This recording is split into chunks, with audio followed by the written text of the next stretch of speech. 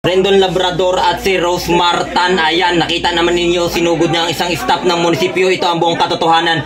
Tingnan nyo, galit na galit itong dalawa dahil dito sa post nitong babae. Yun nga, ginagamit daw ni Rose Mar at ni Rendon Labrador ang mga taga Palawan para sa mga content at pagbablog. Kaya nagalit itong dalawa at nag-trigger yung inis nila.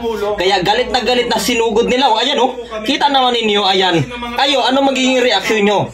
Tama ba ang ginawa ni Rosmar at ni Rendon Labrador dyan?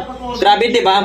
At sa tingin nyo, tama din ba ang ginawa nitong taga-munisipyo na ito, isang staff na pag-post?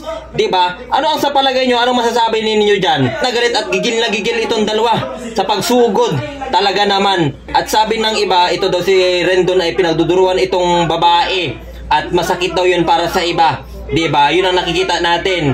Pero sa magkabilang banda parehas masakit yon, di ba? Na natumulong ka, gingbash ka pa ng taga roon, pero masakit doon, yon, pinakita nila yung ganyang mga bagay, di ba? Dapat hindi, dapat ano lang sila, dapat ay naging neutral lang sila, hindi sila nagganyan-ganyan. Kayo sa palagay nyo, mahirap di ba magsalita ng lampas-lampas, kaya ayan, lalong lumala yung sitwasyon. Kayo ano sa palagay nyo, ano masasabi nyo dyan?